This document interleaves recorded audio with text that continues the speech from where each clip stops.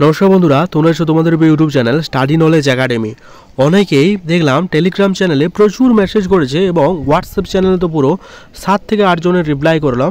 So সেখানে একটা কোশ্চেনই কিন্তু বারবার জানতে চাওয়া হচ্ছে যে WPKP এক্সাম কবে হবে। এই নিয়ে যদি কোনো কিছু আপডেট আছে বা ওবিসি কেস নিয়ে যদি কোনো কিছু আপডেট আছে সেটা তোমাদের সাথে শেয়ার করতে বা একটা ভিডিও আপলোড করতে অনেকে রিকোয়েস্ট করেছো, তার জন্য কিন্তু আজকের এই ভিডিও। তো আজকের ভিডিওটা টোটালি তোমরা যারা WPKP ফর্ম ফিল আপ করেছো বা তোমরা WPSI এর ফর্ম ফিল আপ করেছো বা KPSI যারা মেন এক্সামের জন্য প্রিপারেশন মানে অপেক্ষা করে আছো তাদের জন্য ভিডিওটা কিন্তু অত্যন্ত ইম্পর্টেন্ট। ঠিক আছে, তাই স্কিপ না করে শেষ পর্যন্ত দেখো, কথাগুলো মন দিয়ে শুনো, আশা করি একটু হলেও উপকারে আসবে। ভিডিও শুরু করার আগে প্রতিবার মতো এবার রিকোয়েস্ট, তোমরা ভিডিও দেখছো অবশ্যই লাইক করো, চ্যানেল নতুন হলে চ্যানেলটা সাবস্ক্রাইব করে রাখো। আর হ্যাঁ, আমাদের টেলিগ্রাম চ্যানেল যারা যুক্ত হয়নি লিঙ্কে ডেসক্রিপশন জয়েন নাও, কারণ ইতিমধ্যে এক সপ্তাহের মধ্যে প্রায় 1000 জন ক্যান্ডিডেট জয়েন হয়ে গেছে। তো যারা জয়েন হয়েছে তাদেরকে অসংখ্য ধন্যবাদ। তোমরা যারা জয়েন হওনি লিঙ্কে ডেসক্রিপশন, ওখান থেকে ক্লিক করে সরাসরি যুক্ত হয়ে যেতে পারবে। তো দেখতেই পাচ্ছ এখন আমি চলে এসেছি সরাসরি WP এর অফিসিয়াল ওয়েবসাইটে wp.gov.in এই অফিসিয়াল ওয়েবসাইটে। এই অফিসিয়াল ওয়েবসাইটে আসার পর অ্যাজ সাচ কোনো নোটিফিকেশন তুমি দেখতে পাবে না, কেননা ডিউ টু ওবিসি কেস।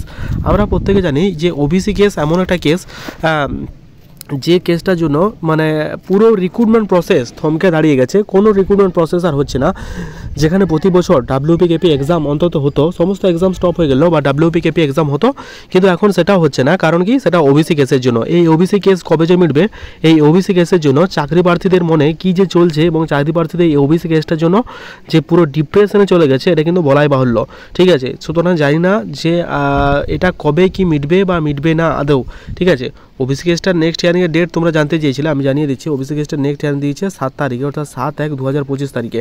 ঠিক আছে, এই নিয়ে ভিডিও আপলোড করেছি বা টেলিগ্রাম চ্যানেলে এটা যে কেস লিস্ট সেটাও কিন্তু প্রোভাইড করে দিয়েছি।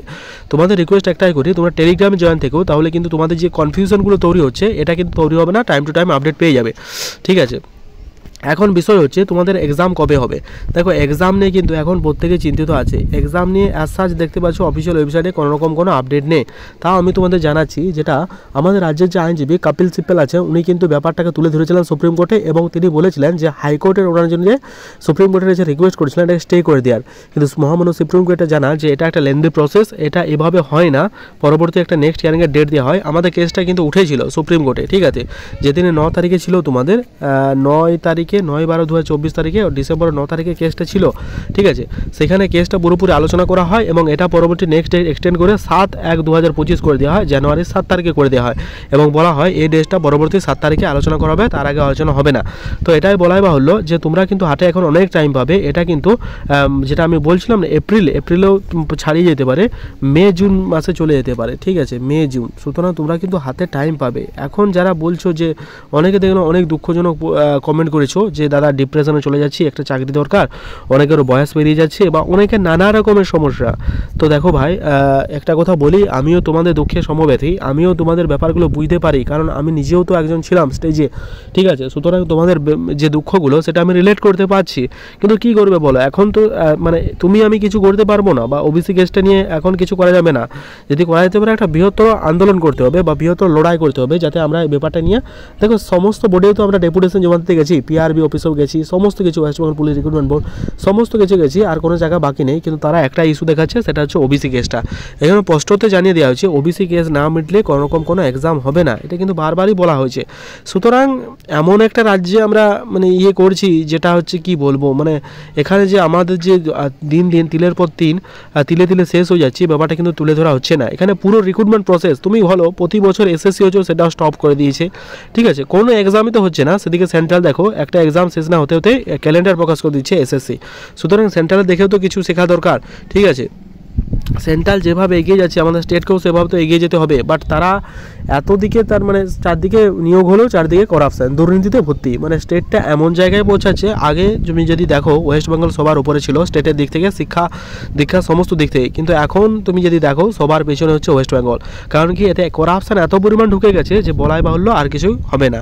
ঠিক আছে, তো একটা কথা বলবো, ওবিসি কেসটা না মিটা অবধি এক্সাম তোমাদের ডেট ঠিক করা হয়নি। যে ডেটগুলো হচ্ছে সেটা সবই টেন্টেটিভ বা ভাইরাল ডেট। ডেট, ঠিক আছে, ওটা কিন্তু অফিসিয়াল কোনো ডেট নয়।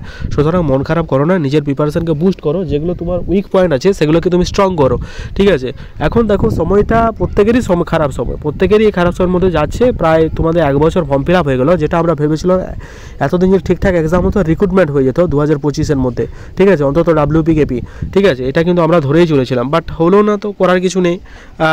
এখন এটা ধরে চলে চললে তোমরা কিন্তু আরও ডিমোটিভেট হবে। ডিমোটিভেট হয়েও না, নিজের প্রিপারেশনকে বুস্ট করো, ঠিক আছে। টেলিগ্রাম চ্যানেলে আমি ইম্পর্ট্যান্ট তোমরা যারা ক্লাসি মিসলেনিয়াস বা অন্যান্য এক্সাম দিবে, তোমরা WPSI দিবে, মেন্সের জন্য আমি ফ্রি অফ কস্ট তোমাদের নোটস প্রোভাইড করছি। তোমরা কিন্তু জয়েন হয়ে যেও। ইতিমধ্যে 1000 জন জয়েন হয়ে গেছে, তার জন্য অসংখ্য ধন্যবাদ। তোমরা যারা জয়েন হয়নি জয়েন হয়ে যেও, আর আমাদের চ্যানেলে সাবস্ক্রাইব না করতে হলে অবশ্যই করে দিও। দেখা হচ্ছে পরের ভিডিওতে। ডিমোটিভেট হয়েও না, নিজের পড়াশোনাকে ইনক্রিজ করো, তার সাথে মক দাও, ঠিক আছে, একদম ডিমোটিভেট হবে না। Thank you very much.